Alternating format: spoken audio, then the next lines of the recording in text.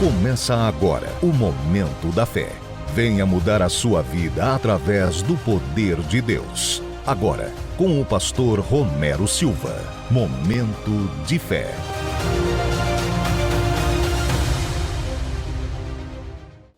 Abra a sua Bíblia no livro de 1 Crônicas, primeiro livro das Crônicas, capítulo 4. E nós iremos começar lendo a partir do versículo 9. Primeiro livro das Crônicas, capítulo 4, versículo 9. Posso fazer uma pergunta? Quem aqui tem enfrentado lutas e problemas no dia a dia, na família, no casamento? Meu irmão, muitas vezes a gente tem enfrentado lutas, a gente tem enfrentado problemas, a gente tem passado por situações difíceis, e muitas vezes essas situações nunca mudam, elas insistem em permanecer. A gente ora, a gente busca, a gente clama, mas só que a situação permanece do mesmo jeito. Sabe por quê? Olhe para quem está ao seu lado e diga assim: é porque você está empurrando com a barriga.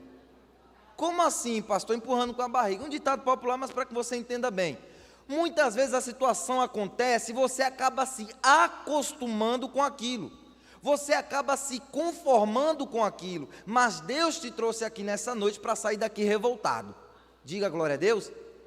Muitas pessoas assim: misericórdia, pastor, sair daqui revoltado. Exatamente o que você ouviu. Você tem que sair daqui revoltado nessa noite. Como assim? Abre a tua Bíblia em 1 Crônicas, capítulo 4, versículo 9. E olha o que começa dizendo: e foi Jabes mais ilustre do que os seus irmãos, e sua mãe o chamou seu nome Jabes, dizendo: porquanto com dores o dei à luz. Presta atenção aqui em mim agora. Se você é mãe ou você é pai, você deu um nome para o seu filho, deu ou não deu? Talvez você nem procurou saber o que significava o nome do teu filho, porque isso hoje em dia não importa muito. O nome da pessoa não define a pessoa, só que antigamente definia. Posso dar alguns exemplos? A Bíblia fala que o nome de Abrão era Abrão, Abraão era Abrão, e Deus mudou o nome dele para Abraão. Por quê? Abrão significa pai de um povo, e Abraão, pai de um grande povo. Então ele era visto pelo seu nome. Isaac, antes de nascer, quando Rebeca recebeu a promessa, ela riu. E Rebeca não, Sara recebeu a promessa, ela riu. E Abraão falou assim: porquanto tu riste, o nome dele será Isaac, que significa riso ou aquele que faz rir. Esaú nasceu peludo, então o nome dele foi Esaú, porque significa peludo. Jacó nasceu segurando o pé de Esaú, e o nome dele foi o quê? Suplantador, aquele que pega pelo pé, trapaceiro, aquele que puxa pelo pé. Então, o nome definia a pessoa. E a mãe desse homem colocou o nome dele Jabes, que significa terra seca, terra deserta ou aquele que causa dor. Então veja, toda a história daquele homem foi atrapalhada por causa do nome dele. Se você iria fazer negócio com ele, você faria negócio com aquele que causa dor? Se você fosse uma mulher, você casaria com um homem que era aquele que causa dor?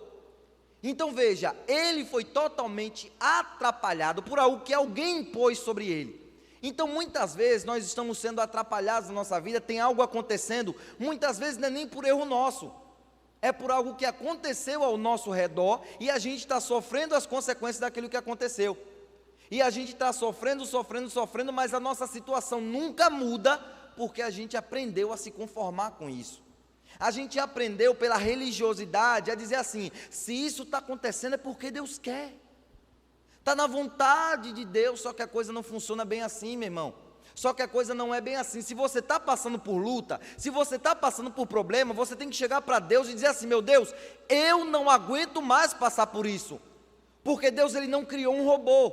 Deus ele não criou um boneco de madeira nem um boneco de pedra. Ele criou um filho, que é você. Diga glória a Deus. Se você é casado ou está em algum relacionamento, imagina a seguinte cena: você tem alguém e você controla a mente dessa pessoa. Como assim? Você coloca num dispositivo lá: fala que me ama. Aí a pessoa vai e diz assim: eu te amo, me leve para jantar. Aí a pessoa fala assim: vamos jantar? Esse relacionamento vai ter graça? Por quê? Porque você está totalmente controlando aquela pessoa, não é verdade? Você está controlando a mente daquela pessoa. Da mesma forma é o relacionamento de Deus conosco. Ele não quer te controlar, Ele não quer que você o ame forçadamente. Ele não quer que você faça as coisas porque Ele está mandando simplesmente você fazer. Ele quer que você faça porque você o ama por livre e espontânea vontade. Por isso que Ele te deu o livre-arbítrio de escolher o que você quiser. Então você tem que amá-lo, você tem que respeitá-lo porque você quer. E é isso que Deus quer de nós. E num relacionamento é preciso haver a sinceridade. Amém? Então quando você está no diálogo com Deus na tua oração, você tem que dizer: meu Deus, a situação é essa, essa e essa. Quero viver? Não quero passar por isso. Não quero viver isso, não quero sofrer isso. Mas se for a tua vontade eu passo, mas se não for eu não quero não. Então você tem que olhar para a situação, apresentá-la a Deus e dizer a tua vontade, e dizer aquilo que você quer, porque a palavra é bem clara quando diz: aquele que pede, aquele que bate, a porta se abre, aquele que procura, encontra. Então seja sincero com Deus. A Bíblia diz assim, ó: Deus está à procura de verdadeiros adoradores que o adorem em quê? Em espírito e em verdade. Então não adianta você ficar com aquela oração xoxinha dizendo assim: ah, meu Pai, eu te amo, Jesus, mas o teu coração está cheio de desejo para pedir. E quando a Bíblia fala que antes mesmo de tu falar, Ele já sabe a intenção do teu coração. Então se tu não fala aquilo que você está desejando no coração, Deus Ele vai desconsiderar aquilo que você está pedindo. A Bíblia diz assim, ó: pedis e não recebeis porque pedis mal, ou seja, não pede com a sinceridade do coração. Não pede com o inteiro coração aquilo que você quer. Então você tem que chegar para Deus e falar sinceramente. Se você está passando por uma situação difícil, não aceite aquela situação, se revolte contra aquele mal. E a palavra de Deus fala que Jabes, ele passou um certo período na vida dele, até ele se levantar e se revoltar com a situação. Volta lá novamente, e olha o que a palavra de Deus diz no versículo 9, diz o quê? E foi Jabes mais ilustre do que seus irmãos. Agora eu te pergunto, como é que um homem que causa dor, um homem de dor, ele pode ser mais ilustre do que todos os seus irmãos? Olhe para quem está do seu lado, diga assim: porque ele não se conformou. E muitas vezes a gente está se conformando. Olhe para quem está do seu lado de novo e diga assim: não se conforme. Por que eu digo isso? A palavra de Deus fala que durante 7 anos, os midianitas e os amalequitas vinham todo o tempo da colheita e roubava tudo que o povo de Israel tinha plantado. Roubava vaca, roubava ovelha, roubava tudo. E quando chegava o tempo da colheita, o povo de Deus se escondia nas cavernas. Por quê? Porque sabia que os amalequitas e os medianitas vinham. Então ele se escondia, conformado com aquela situação. Só que teve um rapaz que ele não se conformou. Quando ele soube que os amalequitas e os medianitas vinham, ele pegou seu trigo e começou a malhar dentro do lagar, ou seja, no lugar que pisava a uva, para proteger o trigo dele dos medianitas e amalequitas. E o que foi que aconteceu? A Bíblia fala que um anjo apareceu para ele e falou assim: ó, Gideão, vai nessa tua força, porque tu vai libertar o povo de Israel. Por quê? Porque ele não aceitava aquela situação. Então, se você é uma pessoa que está se conformando com tudo que está acontecendo, Deus nunca vai te usar. Sinto muito dizer isso, porque você é uma pessoa que aprendeu a se acostumar com o ruim, aprendeu a se acostumar com pouco, quando na verdade Deus Ele quer te levantar e quer te dar o melhor. A palavra de Deus diz: aquele que se quiserdes e ouvirdes, comereis o quê? O melhor dessa terra, meu irmão. Então você não pode se acostumar com pouco, você não pode se acostumar com os problemas. Ah, estou passando por uma enfermidadezinha hoje, mas é só um resfriado. Aí no outro dia, uma dorzinha de cabeça, mas é só uma dorzinha de cabeça. Tomou Doril, a dor sumiu. Aí você vai se acostumando e aquilo ali vai criando uma bola de neve.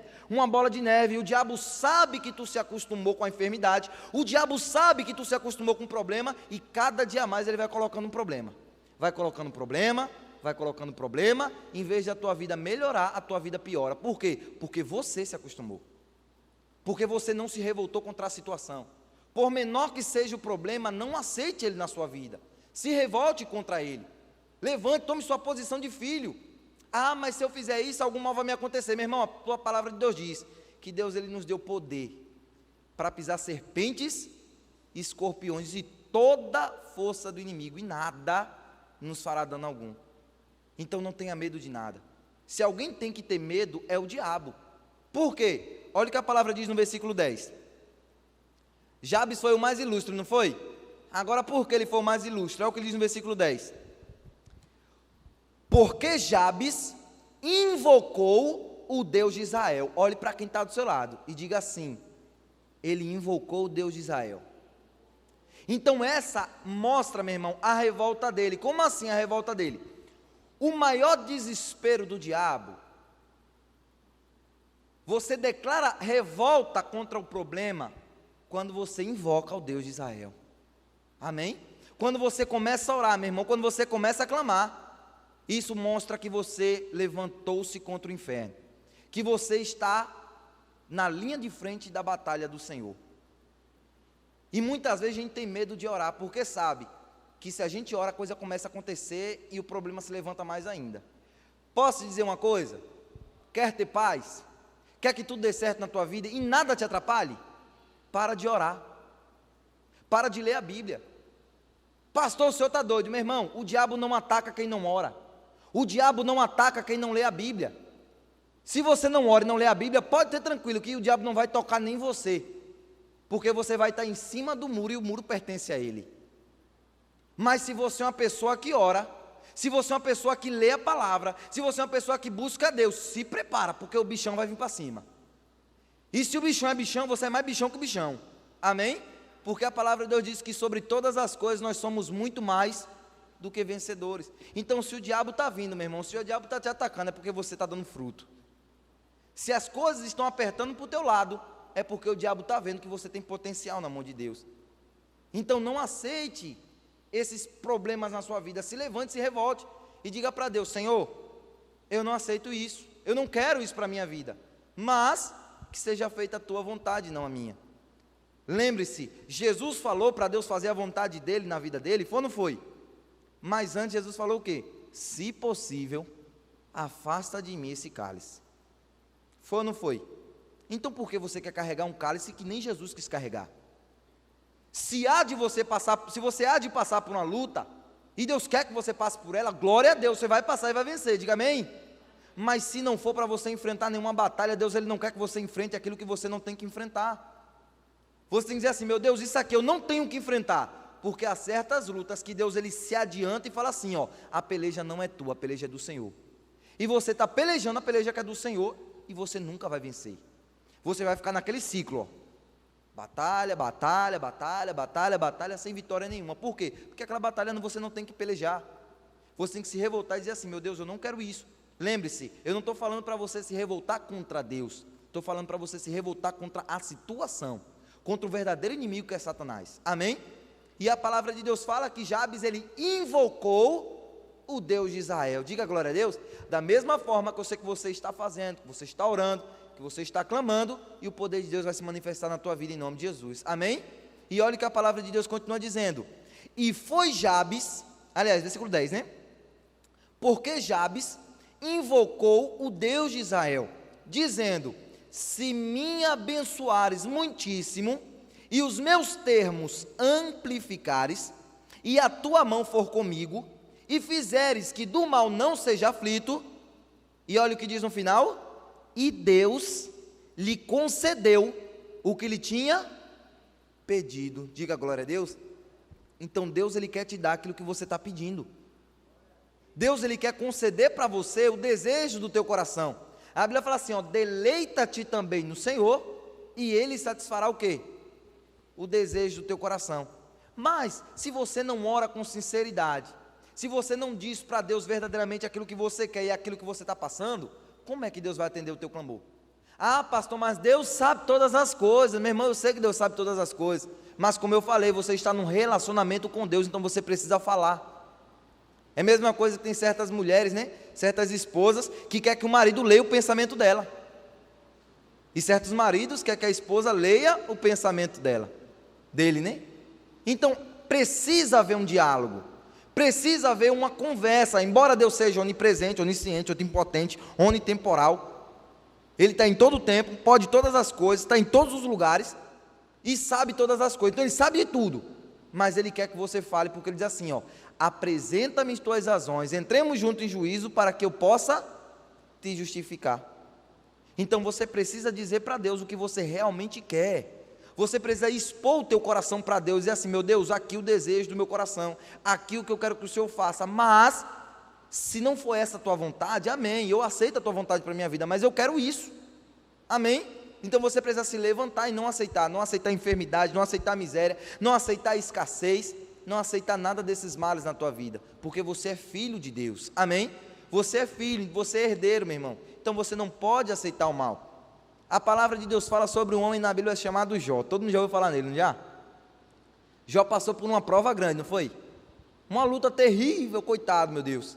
Mas sabe quanto tempo durou a luta de Jó, a prova de Jó? Alguém sabe? Olhe para quem está do seu lado e deixe bem claro, para nunca mais ele esquecer. Diga assim: toda a prova de Jó durou no máximo 1 ano e meio. Aí você fala assim: pastor, não pode não, aquilo tudinho foi no máximo, e eu estou falando no máximo, porque há estudiosos que falam que foi no máximo 1 ano, e eu ainda estou acrescentando dizendo que foi 1 ano e meio. Então no máximo 1 ano e meio. Então veja, em 1 ano e meio Jó perdeu tudo, mas em 1 ano e meio Deus restituiu tudo em dobro. E muitas vezes você está passando por uma luta que já está durando 20 anos, 30 anos, 40 anos, e essa luta não acaba. Por quê? Se você ler do Jó 1, versículo 1, até Jó 42, eu não sei nem qual é o versículo que termina, em nenhum desses versículos você vai encontrar Jó se conformando com a situação que ele está passando. A Bíblia fala aqui de todas as palavras que Jó falou, ele não pecou com palavras. Em nenhuma delas ele aceitou o que ele estava passando. E uma das coisas que Jó fala que mais me toca, ele diz assim, quando os amigos dele chegam para falar com ele, isso é lá em Jó 13, se eu não me engano. Ele fala assim, ó: agora eu vou falar, e vocês tudinho vão se calar. E venha sobre mim o que vier. Porventura, por que eu tomaria a minha vida e colocaria nas minhas mãos? Contudo, ainda que Deus me mate, nele esperarei, mas não deixarei de defender os meus caminhos diante dele. Em outras palavras, eu vou esperar o Senhor mudar minha situação, mas eu não vou deixar de orar apresentando o que eu quero. Eu não vou deixar de pedir a Deus o que eu quero, eu não vou deixar de pedir a Deus o que eu preciso. E a palavra de Deus fala que no máximo em 1 ano, Jó teve tudo restituído em dobro. E muitas vezes a nossa luta passa 1 ano, 2 anos, é quando vai virar o ano, e você fala, agora vai. Aí chegou outro ano, agora vai. E chegou outro ano, agora vai. E nunca vai. Sabe por quê? Porque você está se acostumando. Então olhe para quem está do seu lado e diga assim: não se acostume, não se conforme. Deus te fez para andar por cima e não por baixo, amém?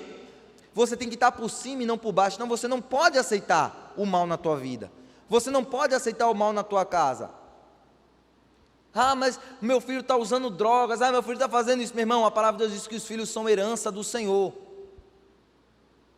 Tem gente até que fala, mas é a juventude é assim mesmo, jovem. Quem é que nunca foi jovem, não é verdade? Ou seja, você está se acostumando, você está se conformando com o erro na tua família. Meu irmão, se a palavra de Deus diz que os filhos são herança do Senhor, agarre essa palavra e não aceite o contrário. Não aceite o contrário. Se a palavra de Deus diz que Ele já levou sobre si todas as enfermidades, agarre essa palavra e não aceite o contrário. Se Deus falou que sobre todas as coisas você é muito mais que vencedor, agarre essa palavra e não aceite o contrário. Mas muitas vezes a gente tem se conformado com o pretexto de dizer assim, todas as coisas cooperam para o bem daqueles que amam a Deus. Eu sei que todas as coisas cooperam para o bem daqueles que amam a Deus, e Deus também sabe. Deus também sabe que Ele vai trabalhar em teu favor. Mas se você se conformar, o trabalhar de Deus vai demorar ainda mais. Por quê? Porque Deus ele não pode agir onde está tudo confortável para você. Se você está se sentindo confortável na luta, Deus ele vai deixar você lá, porque você está bem, você não está pedindo, você não está clamando, você não está apresentando para Deus verdadeiramente as tuas razões. Tua oração é aquela oração xoxinha, dizendo assim, meu Pai, eu te amo, e o teu coração, Senhor, eu preciso mudar de vida, Senhor, eu preciso que meu filho mude, Senhor, eu preciso que meu marido seja transformado. O teu coração está dizendo isso, mas tuas palavras estão dizendo totalmente o contrário. Então como é que Deus vai te responder? Como é que Deus vai mudar a tua vida? Como é que Deus vai mudar a tua história? Eu sei que Deus sabe a intenção do teu coração, mas Ele quer que você confesse com a sua boca. Ele quer que você exponha o que tem lá dentro. Não só para que Ele ouça, mas para que o inferno ouça que você está na presença de Deus. Quando Jesus foi orar, olha o que Ele fala: Pai, bem sei que sempre me ouves, mas digo isso para que a multidão saiba que o Senhor me enviou. Então, meu irmão, tem pessoas, o inferno precisa saber que você está clamando a Deus. O inferno precisa saber que você está orando, que você está buscando. O inferno precisa saber que você se levantou para vencer. Quando o gigante veio contra Davi, Davi se levantou e foi contra o gigante. E muitas vezes o gigante está se levantando e você está se abaixando, se curvando perante o gigante, quando na verdade quem tinha que se curvar era o gigante. Então você tem que se revoltar contra a situação, clamar ao Senhor e apresentar para Deus aquilo que você quer. Porque Deus ele vai mudar a tua vida. Deus ele quer mudar a tua história. Deus ele quer te transformar por completo. Mas para isso você precisa falar. Para isso você precisa expor o que está no teu coração. É dizer assim: meu Pai, em nome de Jesus eu estou aqui na tua presença. O Senhor sabe que na minha casa está assim, assim, assim. No meu trabalho está assim, assim e assim. Na minha vida está assim, assim, assim. O Senhor sabe que eu sou teu servo, que eu sou teu filho e que eu busco fazer a tua vontade. Mas desse jeito, nesse cenário, não dá mais. Muda a minha vida, transforma meus caminhos. Mas, se for a tua vontade eu passar por isso, eu irei passar de cabeça erguida e irei vencer. Mas se essa não for a tua vontade, eu não quero não. Abre as portas, muda o caminho, leva para longe quem tem que levar, traz para perto quem tem que trazer, e Deus vai transformar, Deus vai fazer. Porque olha o que diz no final do versículo 10. Olha o que diz no finalzinho do versículo 10. Ele diz o quê? E Deus lhe concedeu o que lhe tinha pedido. Diga glória a Deus. Então Deus ele vai conceder a você o que você pedir. Se você não pedir, não vai receber. Se você não orar, não vai ter resposta. Clama a mim e responder-te-ei. Anunciar-te-ei coisas grandes e firmes que tu não sabes. Então Deus ele quer mudar a tua vida. Deus ele quer mudar a tua história. Então você precisa orar, clamar e se revoltar contra a situação ruim. Não aceite a partir de hoje nenhum mal que se levantar contra você. Por menor que seja o problema, se é problema, não aceite. Por menor que seja a luta, se é luta, não aceite. Mas lembre-se, a Bíblia fala que no mundo nós teremos aflições, mas temos que ter o quê? Bom ânimo, porque o nosso Mestre, o nosso Senhor já venceu o mundo. Então nós temos que ter bom ânimo. Bom ânimo, olha para quem está do seu lado, diga assim: bom ânimo. Diga mais, diga assim: vai passar, mas você precisa orar. Quanto mais você ora, mais de Deus você se aproxima. E quanto mais de Deus você se aproxima, mais o inimigo tenta te tirar da presença dele. E quanto mais ele tenta te tirar da presença dele, mais ele é derrotado. E quanto mais ele é derrotado, mais o nome de Deus é glorificado. Diga amém? Então você precisa se levantar. E a partir de hoje, sair por essas portas aí, ó, revoltado com situação ruim. Seja onde for. Tem coisas, como eu falei semana passada, que vão fugir do controle das nossas mãos. Mas nunca vai fugir do controle da nossa oração. Nossa oração, meu irmão, alcança tudo. Você está aqui, você pode orar para uma pessoa lá no Japão e o anjo do Senhor desce lá. Amém? Você não pode estar no Japão agora, mas o anjo do Senhor vai lá. Então, as coisas que fugirem do controle das tuas mãos, ora. Apresenta a Deus. Tem coisas que já não dependem mais de você. Mas, quando você ora, tudo muda. A oração abre portas. A oração também fecha portas. A oração destrava as coisas. A oração, meu irmão, move montanhas. Então você precisa se levantar, orar e pedir a Deus aquilo que você realmente quer. Se Deus vai te dar, aí entre você e Deus é um mistério seu e Deus. Mas que você fez a sua parte, você fez. Amém? Que você pediu, você pediu. Você está cumprindo as Escrituras. Você está fazendo o que Deus está mandando você fazer. Ser sincero com Ele e pedir aquilo que você precisa. Porque Deus, mais uma vez eu repito, quer mudar a tua vida, mudar a tua história e te fazer crescer. E fazer muito mais além daquilo que você pediu e muito mais além daquilo que você pensou. Amém? Então, se você crê, aplauda o Senhor com alegria em nome de Jesus.